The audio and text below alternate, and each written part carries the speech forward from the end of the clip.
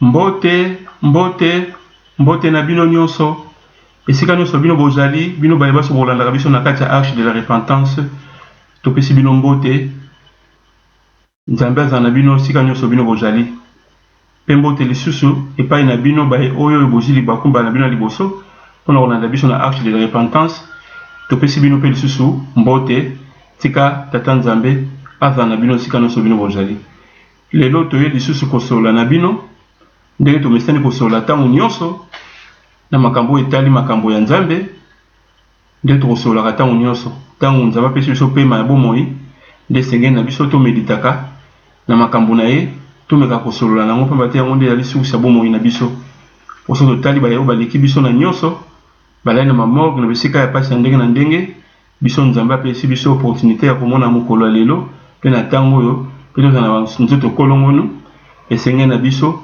tomeditaka na makambo na ye toye na mokolo ya lelo lisusu mpona kosolola na likambo moko oyo ekolobamaka mingi epai na biso surtout biso baye oyo tolobaka lingala tokolobaka likambo wana mingi soki mwa likambo moke kaka tolingisana kobimisa likambo wana tozosolola na moto omona moto avandi kaka mon peuple périt par manque de connaissance olingi oloba likambo moke mon peuple périt par manque de connaissance na yango tolobi lelo tomeka mwa moke koya kosolola likambo yango oyo mon peuple périt par manque de connaissance tomeka kotala yango mpe tomeka kodécortiquer yango tomeka koyeba nini ezali na kati na likambo wana na yango tokotanga yango na mokanda bomoi esika yango ekomama nde tokotanga yango na mokanda ya Osée chapitre 4 verset 6 na Osée chapitre 4 verset 6 balobi boye mon peuple périt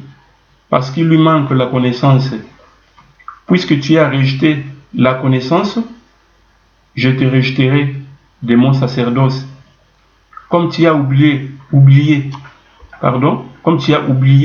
la loi de ton Dieu, moi de même, j'oublierai tes fils. Osée chapitre 4, verset 6. Si on est Seigneur Nabiso, tu me kamon ko kene malembe, tu me koluka ko comprendre le kamunini oyo, nous avons ngolo bana biso place wana. Mais mon peuple périt parce qu'il lui manque la connaissance. Tout le canon ko ba peuple wana, o bazo bake, ezali peuple nini. Peuple ezali ko bunga. Peuple ezali ko nyoko, peuple ezali ko kufa. Pamba ta ezali connaissance, ezali peuple nini. Combien tout temps mokanda Exode chapitre 20 verset 1 à 2 kuna sika nzambe alobi alors Dieu prononça toutes ces paroles en disant je suis l'Éternel ton Dieu qui te fait sortir du pays d'Égypte de la maison de servitude. Peuple oyo yo abimisaki na mokili ya Égypte, peuple oyo alongwaki na mokili ya Égypte na maison de servitude et ali peuple nini biso toyebi et ali peuple ya Israël.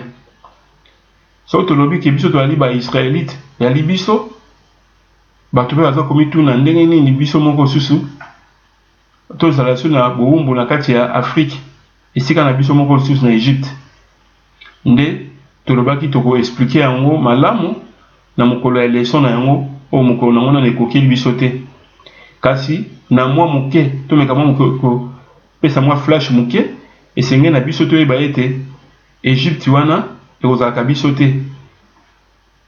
Noé azalaka na bana misato, Cham, Sem na Jafet. Cham nde mutu akenda kotonga mokili wana Égypte. Ntango mokili Égypte wana ezalaki Égypte, Libye, tozwi mpe lelo so batunisie na ba Maroc na baligérie kota na kati ezalaka na kati ya mokili wana ya Égypte wana oyo bazolobela awa. Abotaka kaka mpe Cham abotaka kaka Égypte te abotaki pe lisusu ba Cananéen libota ya Kana ndenge nzambe bana bana Israël ke na opesa bino le pays là où le pays découlant le lait et le miel mokili wana oyo ezalaki habité par ba Cananéen abotaki lisusu libota ya Kana pe abotaka lisusu ba Éthiopien na kati ya Éthiopie wana nde tozwi ba Somalien tozwi ba Érythréen bango nyonso wana baza na kati ya libota wana. Le reste ya peuple o etikali ya Afrique nyonso wana tina na mibiti na Afrique du Sud sika Afrique esuki ezali ya peuple ya Israël. Mais tout le monde ko décortiquer yango malamu na ba verset biblique ko accompagner yango na mokolo na yango. Donc peuple wana bazolobela ali peuple ya Israël, peuple ya Israël wana et ali biso. Toleki toki na nde abiki parce qu'il lui manque la connaissance. Connaissance wana zangi biso ndenge nini. Connaissance yango bakozwaka yango ndenge nini. Nde tokotanga na mokanda ya Proverbe chapitre 1 verset 7. Kuna balobi na biso boye. La crainte de l'Éternel est le commencement de la connaissance. Les insensés méprisent la sagesse et l'instruction. Donc connaissance wana bakozwaka yango kaka na bobangi ya Nzambe. Soki sika wana bobangi ya Nzambe ezali te, connaissance wana bakozwaka yango ndenge wana te. Esika bobangi ya Nzambe ezali te, connaissance wana ekozalaka te. Donc peuple wana balobi biso toali kobunga pamba te tozangi connaissance. Pamba te tozangi bobangi ya Nzambe. Tozangi bobangi ya Nzambe na ndenge nini? To continuer kotanga. Alors, comme tu as oublié la loi de ton Dieu, moi de même j'oublierai tes fils. Donc, to bosani mibe kwa Nzambe. To lingi suko sala mibe kwa Nzambe te, Nzambe alobi kwa to sala su mibe kona ete, yepe ko bosana descendance na biso. Donc, outi parti déjà à partir ba koko na biso déjà. Mibe kwa Nzambe bwakami, Nzambe abia kona ko bosana bana na bino. Yango moni pasi ezali katikati na biso. Yango moni konyo kwa maizali katikati na biso pamba te tozangi connaissance, pamba te tozangi mibeko ya Nzambe, pamba te mibeko ya Nzambe soki ozangi yango, soki o violer mibeko ya Nzambe nde yango abenga yango lisumu. Bible tobeli biso ndenge na 1 Jean 3 4. 1 Jean chapitre 3 verset 4 ce que violation de la loi était péché. Surtout dans 1 Jean chapitre 3 verset 4 de romona yango. Donc ngolo bake biso esenge na biso to kangama na mibeko ya Nzambe to salela yango pona to bunga lisusu te, pona to nyokwa lisusu te, pona to zala rejeter lisusu te, pona Nzambe azongisa miso na epa na biso. Esenge na biso to zonga na katikati na mibeko ya Nzambe. Donc so otali ndenge bazobake la loi de l'Éternel est parfaite, elle restaure l'âme. Le témoignage de l'Éternel est véridique, il rend sage le simple. Wana mokanda Psaume chapitre 19 verset 8 mbalobeli bisango. Donc soto zongeli mibeko ya Nzambe, tellement mibeko ya Nzambe ezali parfaite. Donc ezana erreur moko tengo la ete mibeko oyo ezali parfaite, moyen elongwa échanger ezali te ba teyaka biso mabe. Donc moyen elongwa ezali te. Mibeko wana yango muteke bongisa milimo na biso ndenge Psaume 19 verset 8 elobi. Babike ba témoignage ya makambo ya Nzambe ezali véridique, donc ezali makambo ya solo. Yango ni muteke komisaka bato bazali simple bakomikitisaka pa Nzambe et komisaka bango sage. Donc nous bake biso nzela na biso ya alliance ya biso ya peuple ya Israël ezaka na katikati ya bobangi ya Nzambe. Moto aza kobanga Nzambe akotambolaka na mibeko ya Nzambe, akorejetaka mibeko ya Nzambe te pamba te mibeko ya Nzambe nde yango nde bomoi, yango nde mwinda. Et donc esengeli na biso to zonga makasi na mibeko ya Nzambe. Biso oyo toteyi, oyo tozali koteya nde lokola toteya maka mabe, donc biso topesi mateya ya Nzambe mabe epai ya bato oyo basalaki biso confiance. Na yango esengeli na biso tomizongisa makasi biso nano oyo tokolobaka kombo ya Nzambe, oyo tokolobaka tobala Yesu, tomizongisa nano makasi epai ya Nzambe po ete ba oyo nyonso baza koyoka makambo ya Nzambe epai na biso na nzela na biso nde bazwa lobiko. Soki biso moko tozwi lobiko wana te, bango mpe moko bazwa lobiko wana ezali te, nde yango ozomona pasi ezali makasi epai na biso. Tozonga na nzela ya Nzambe oyo tozali koyoka, esengeli na biso toyoka kaka te, mais tosalela. Surtout na biso basali ya Nzambe tokotuna mingi pamba te tozali kozala na alliance ya Nzambe na monoko, mais tozali kosalela likambo ya Nzambe te. Soko ngo comprendre malamu tala likambo Nzambe alobeli biso oyo tokolandaka nzela na ye na Psaume chapitre 50 verset 16 jusqu'à 21. Et le Bible, Psaume chapitre 50 verset 16 à 21. Et le Bible, Dieu dit aux méchants, quoi donc, tu énumères mes prescriptions et tu as mon alliance à la bouche. Donc, ce qu'on a déjà, et je l'ai vu sur la scène, il y a mon alliance à la bouche. Biso mutokolo kombo nzambe. Mais balobi ki tozaka na alliance wana na monoko na biso. Na ndenge nini? Abi toi qui détestes l'instruction et qui rejette mes paroles derrière toi. Instruction bazo ba biso nini? Ezaka na kati ya mibeko ya nzambe. Tokobwaka ka mibeko ya nzambe. Tokozongisa mibeko tokozwaka maloba ya nzambe tokobwaka ngo na sima na biso etali biso te. Yango alobi ki tozanga alliance na ye na monoko. Donc, la biso, basal naïe. Si tu vois un voleur, tu te plais avec lui. Donc, si tu as miyibi, tu as ça la misala ndengmona miyibi. Les autres yiba na diplomatie, biso basal nzambe. Tu yiba na makambo nzambe. Tu as dit qu'on paye ça va vexer ou ils allaient qu'on permettre que moto amemela rabiso mbongo. Et puis makaloko ba dim. Oh, tu as appelé le chapitre 10 mais tu kolobela pour te comprendre. Toza kolia bambongo ya bato na lokuta na ba prophétie ya makambo ya lokuta na kosenga bato bambongo misusu tosala ka ba mai comme ba eau bénite mais toza kotekela yango bato talo po ete moto azwa yango nde moto soka parole na nzoto asambeli abiki toza kotekela bato ba prière o nzamba alobi na pesi bino fele bino bo pesi ofele yango alobi que si tu vois un voleur tu te plais avec lui. Abakisi et ta part est avec les adultères. Koto wana toko makasi. Biso basali nzambe na ekobo. Toteyaki yango. Toko makasi koto wana biso basali nzambe. Koto likambo etali ekobo. Ozwi mwasi ya bato ya libala ayaka kosambela. Omemi eti na ndako na ye mabondeli. Kokoti mabondeli ti. Okoya komema ye na ekobo. Comme quoi yo nde mto ali oin. O endreye esengeli okenda na nzela ya bosoto misusu toali ko divorcer basi na biso sans raison apparente. Or tobosani ke kolo salobi seulement en cas d'infidélité nde yango wana mais biso infidélité ezalaka te toza kokabwana na basi na biso na ba raison oyo ya biso moko tozokenda kobala basi misusu donc toyebaka yango ke na ntango wana toza na ekobo. Ndenge Psaume 50 le biso abi ta part est avec les adultères. Abi tu livres ta bouche au mal.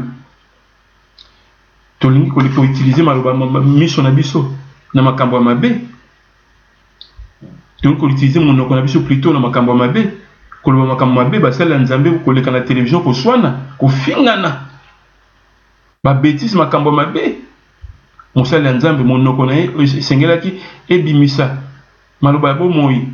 Ebimisa mai wana okolo sabi na mama wana ya samaritaine pesanga mai na mela ngana opeso mai o soko meli oko asoposa ya mai te esengeli monoko na biso ebimisa maloba bo moi biso basala nzambe to koma koleka na télévision pona ko fingana ti ba bêtise et alobi susu etalang tus la tromperie lokuta katikati na basali na nzambe na ndenge moko kosaka na te.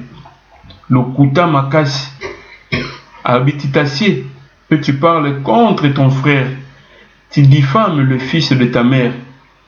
Koto wana tozana mo makasi surtout na ba église oyoyo succession ko lekaka na famille nde koto ne kozala makasi ko diffamer contre ndeko na yo. Diffamer c'est quoi? Diffamer c'est chercher à porter atteinte à la réputation, à l'honneur de quelqu'un. Yango tokosalaka kobebisa lokumu ya moto kosambwisa moto po te moto wana a perdre de crédibilité na ye po ngai na régner.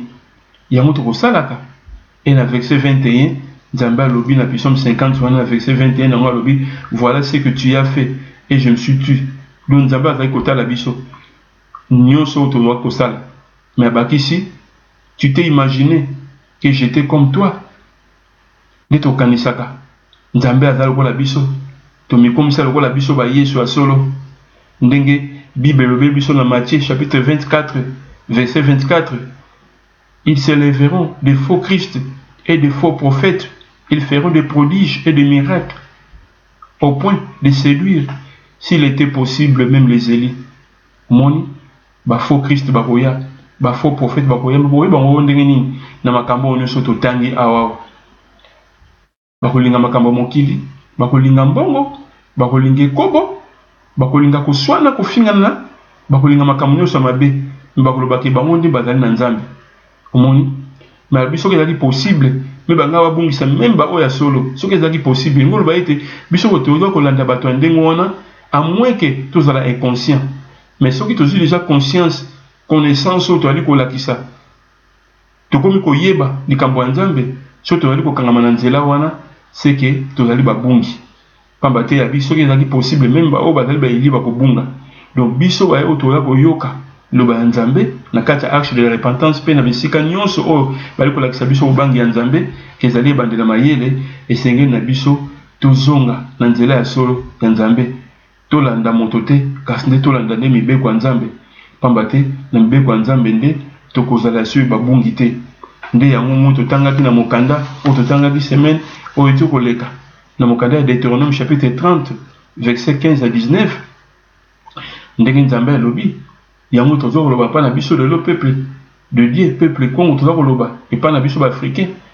et pas na biso peuple Congo nde tozo kosolola boelelo tozo koloba Nzambe eloko nini atie katikati na biso alobi na Deutéronome 30 15 à 19 abi vois je mets aujourd'hui devant toi la vie et le bien la mort et le mal car je te commande aujourd'hui d'aimer l'Éternel ton Dieu de marcher dans ses voies et d'observer ses commandements, ses prescriptions et ses ordonnances, afin que tu vives et que tu multiplies, et que l'Éternel ton Dieu te bénisse dans le pays où tu vas entrer pour en prendre possession. Omoni, alobi ke atie liboso na biso bomoi pe na malamu koto mosusu atie liwa na mabe esengeli na biso topona oyo aponi bomoi na bolamu akotambolaka na bobangi ya Nzambe akolinga Nzambe na ye nde toexplikaki semaine dernière kolinga Nzambe na motema na mobimba ezali kosimba mibeko na ye Jean 14 15 abi si vous m'aimez vous garderez mes commandements omoni donc oyo alingi Nzambe esengeli na ye asimba mibeko na ye donc soki oza kotambola obi kozalaka na Yesu oza na mibeko na ye te ozali moto ya lokuta 1 Jean chapitre 2 verset 4 omoni donc esengeli na biso oyo nyonso soki tobi toponi nzela ya bomoi nde esengeli na biso tozala na mibeko ya Nzambe totosa yango parce que la vie ezali kaka Yesu Yesu ali mibeko na ye la vie ezali Yesu Jean 14 verset 6 je suis le chemin la vie et la vérité donc esengeli na biso so toponi nzela wana nde tokozala malamu tokobungisama lisusu te ndenge totangi na Osée 4 6 mon peuple périt parce qu'il lui manque la connaissance parce que vous avez rejeté la loi de l'Éternel parce que nous avons rejeté la loi de l'Éternel toponaki liwa na mabe yango pasi eza katikati na biso yango kufa eza katikati na biso yango maladi ya ndenge na ndenge etondeli biso pamba te tozali na kati ya alliance ya Nzambe me toponi na biso mabe toponi na biso liwa na mabe soki oza na kati ya alliance ya Nzambe il faut pona la vie et le bien nde na ntango wana richesse nyonso wana okosalela yango pamba te Nzambe akoaugmente connaissance na biso alenga bitoluka bokonza likolo mpo ya sepesamela biso nde na ntango wana nde tokozwa oyo nyonso tozali nango mposa mais lokola biso toponaki na biso mabe na liwa nde yango mo toza na pasi ya lelo toponi yango ndenge nini toponi yango pamba te toza na alliance ya Nzambe na monoko na biso toali koloba kombo ya Nzambe me toali kosalela yango te biso basalela Nzambe toza kolakisa bato kaka bamiracle tozali kolakisa bato kaka makambo ya prospérité sikoyo bamiracle wana il faut tomitunaka ntango nyonso biso moko ntango tokosala bamiracle wana toyebaka tokosalaka yango na kombo ya nani pamba te Nzambe alobeli biso na Jean 14 verset 21 abi si tu as mes commandements et abi celui qui a mes commandements et qui le garde c'est celui qui m'aime sera aimé de mon Père moi aussi je l'aimerai et je me manifesterai à lui donc il a dit conditionné donc mutu oyo akobombaka mibeko ya nzambe mutu wana nde akozala aimé pa ya nzambe pe Yesu akolinga ye pe mutu wana nde Yesu akose manifester katikati na ye selon don oyo azali nango. Sikoyo biso tokosala ba miracle ntango nyonso bali kokumisa ba miracle tosala yango na kombo ya nani? Ntango tokorejetaka mibeko ya nzambe, ntango toza kolobaka Yesu achange mibeko na ye, nde totangaki semaine dernière dans Matthieu chapitre 5 verset 17, c'est Paul dit que ne croyez pas que je sois venu abolir les lois, la loi et le prophète. Je ne suis pas venu abolir mais accomplir. Tu expliques qu'il accomplir dans le laxinine. Donc vous le dites, biso nyonso wana, il faut que tu la question. Pambate Satan peut se déguisarner dans l'âge de lumière. À propos de ça la katikati nanga sans pour autant na yeba. Tomi bongama biso nyonso pour être toujours na rencontre ya likambo ya Nzambe. Mama na likambo na mokolo lelo ezali nini? Mama na likambo na mokolo lelo ezali tant que tolobi que mon peuple périt parce qu'il lui manque la connaissance et ni koloba ete biso nyonso soki tozali ya kobuka soki tozali konyokwama soki tozali na pasi soki kobungisama soki tozali konyokwama na mikili na biso eyali pamba te tozangi connaissance ya Nzambe. Connaissance wana tokozwa yango na nini? Kaka na nzela ya kobanga Nzambe. Kobanga Nzambe na ndenge nini? Moto azali kobanga Nzambe akosalelaka mibeko ya Nzambe, akotosaka yango, akomeditaka yango jour et nuit. Psaume chapitre 1 verset 1 à 3. Donc biso nyonso oyoyo tozali na kati na mokili wana ya Afrika na kati ya Congo précisément tozali kolobela esengeli na biso tozongela alliance oyo ya biso. Alliance oyo ya biso ezali ya kobatela mibeko ya Nzambe, ya kotosa yango, ya kondima Nkolo comme Seigneur pe sauveur na biso. Kondima yango ezali na monoko te, eyani misala na yango wana moni alobeli biso na Psaume 50 totangi ndenge wana pe alobela biso na Matthieu chapitre 15 soki na verset 21, na Matthieu chapitre 7 na verset 21 tina 22 ndenge alobelaki ke bolongwa pemele pene na ngai bino obwakaka mibeko na ngai. Lo biso nyonso mama na likambo ezali tozonga na nzela ya Nzambe. So tozongi na nzela ya Nzambe tokobungisama lisusu te. So tozongi na nzela ya Nzambe tokonyokwama lisusu te. So tozongi na nzela ya Nzambe tokosalela ndenge Nzambe azali kolinga. Donc totala te ba ye abebisi mokonzi bo asali boye yo tala nanu yo moko contribution na yo ezali nini na kati na likambo oyo? Contribution ezali nini? Osalaka nini pona kosepelisa Nzambe?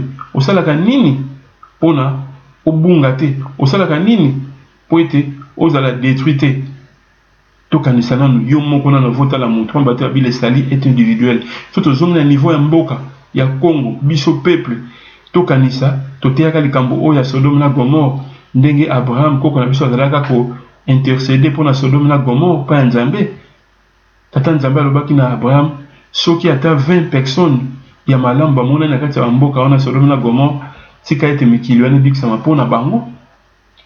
Eni koloba ete lo biso ndi toali kobelela toali kosolola makambo ya Nzambe po to méditer na loi de l'Éternel soki tosaleli yango tokomi mingi ata na nzela na biso mikili wana oyo ya biso pasi kosila konyokwama kosila tokolongwa na nzela ya liwa na nzela ya pasi tokota na nzela ya bomoi tokota na nzela ya vie éternelle pe nzela ya bomoi na yango tomizongisa pa ya Nzambe totala pasi ndenge koti totala bamaladi kilikili ya ndenge na ndenge makambo ya ndenge na ndenge totala kufa ndenge elekeli biso toyeba ete soki tozali na pasi nyonso wana ezali pamba te torejetaki loi de l'Éternel ndenge Osée chapitre 4 verset 6 elobeli biso tozonga pa ya Nzambe tozonga na motema moko biso peuple dédié nde na ntango wana Nzambe akokanisa biso akopambola biso akokisela biso maya oyo tozali nango posa tobosana te